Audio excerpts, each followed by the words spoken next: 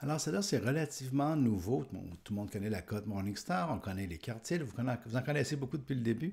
Celle-là peut être le fun pour vous, dépendamment quel genre de clientèle vous avez. Ça s'appelle l'indice de durabilité de Morningstar. Ça prend en considération trois éléments, la compagnie, les compagnies que les fonds détiennent, donc les actions que les fonds détiennent, leur réputation versus l'environnement, leur réputation versus le social, les engagements sociaux, ces choses-là, et leur réputation par rapport à la gouvernance. Donc, le social, c'est par rapport les employés, les syndicats, la façon dont ils traitent les hommes, les femmes, les différentes races, ces choses-là. Puis la gouvernance, ben, c'est à savoir est-ce ils sont fiables en termes de gouvernance, est-ce que le conseil d'administration, la façon dont sont payés les différents dirigeants, ce genre de choses-là, est-ce qu'il y a des scandales, il n'y a pas de scandale, bon bref.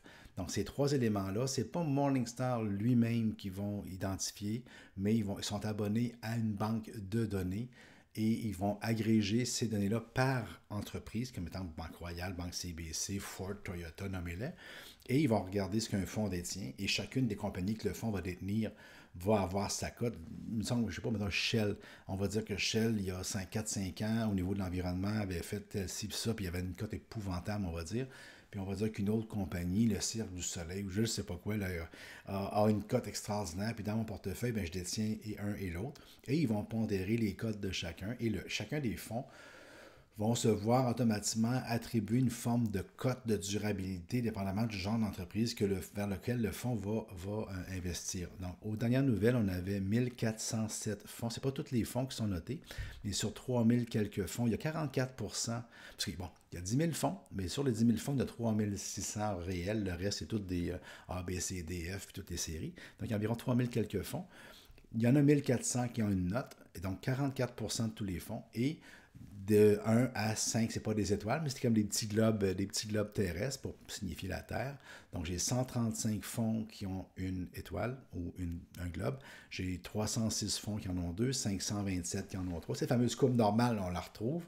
303 fonds qui en ont 4 et juste 136 fonds qui en ont 5. Donc le même principe de distribution qu'une courbe normale. Vous le voyez bien à l'écran.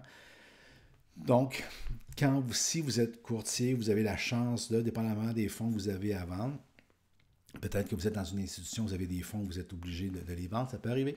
OK, on ne juge pas. Et puis, vous pouvez aller voir soit la cote Morningstar de quoi de genre. Je vais vous montrer juste où est-ce que ça apparaît. Quand vous êtes dans un fonds, là, je vais prendre celui-là ici. Donc, voyez-vous, je viens de prendre le fonds Sentry Revenu Canadien, 4 étoiles. Et le Sentry Revenu Canadien, il est inférieur à la moyenne. Donc, ce dans quoi il est investi, dans sa catégorie 78, donc il est bas, il y a juste 22% des fonds moins bons que lui. Et là, c'est selon les notes de 84% de l'actif qui est géré, parce qu'il fois, ils n'ont pas des notes sur toutes les compagnies, mais quand même, on a pu regarder 84% de l'actif géré, et on dit, c'est plus ou moins. On voit ici, est-ce qu'il y a un mandat de durabilité dans le gestionnaire? Est-ce que le gestionnaire est obligé? La réponse, c'est non. Au moins, ils sont congruents. Ils ne sont pas obligés, ils ne le font pas, ils ne regardent pas, puis bon. Fait que ça, c'est mon centré revenu canadien. Je vais essayer d'aller voir mon fidélité, voir s'il y a une différence. Là, je le fais live avec vous. Je le sais pas, je m'en souviens pas par cœur. C'est pas quelque chose que j'ai regardé avant de faire le cours. Ça faisait... Bon, voyez-vous, garde, t'es à la même place. Voyez-vous ici, mon fidélité grande cap, j'ai deux. J'ai pas de mandat de durabilité. Je suis inférieur à la moyenne. Et c'est selon juste 69% de l'actif géré. Donc, j'ai pas de différence entre les deux. J'étais pour vous dire, si jamais entre deux fonds, il y en a un qui est meilleur que l'autre. On va aller voir le dynamique équilibré blue chip. Y a-t-il quelque chose là-dessus? On va faire les deux derniers. Celui-là ici, est-ce qu'il y a quelque chose? Wow, ok, wow. OK, bon, ben, 5 étoiles. Voyez-vous, je suis aussi surpris que vous, je ne savais pas. Donc, le Dynamic Blue Chip, il n'y a pas de mandat de durabilité, donc c'est peut-être un heureux hasard. C'est un fonds équilibré mondial. Des compagnies qui détiennent, ça a l'air qu'ils se défendent très très bien au niveau de toutes les causes sociales, parce que toute chose égale. Il est dans le 2, rang centile, 2%, donc il est meilleur que 98% de sa catégorie. Il a un très bon score de durabilité. Donc, des fois, toute chose égale par ailleurs, ça pourrait, si vous aviez à vous défendre ce fonds-là versus un autre, 4 étoiles, les rendements, toute chose égale par ailleurs, ben, on peut dire, c'est quoi, je vais mettre mieux un fonds qui a une bonne cote de durabilité. Ça peut devenir un élément intéressant. Puis je voulais aller voir, c'était celui-là, c'était lequel, oui, signature.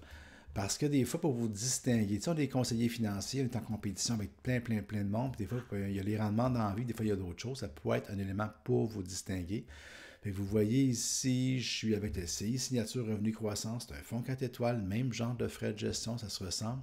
Mais quand je regarde sa cote de durabilité, voyez-vous, je suis à 3, donc je suis plus moyen. Fait que c'est un petit quelque chose de plus.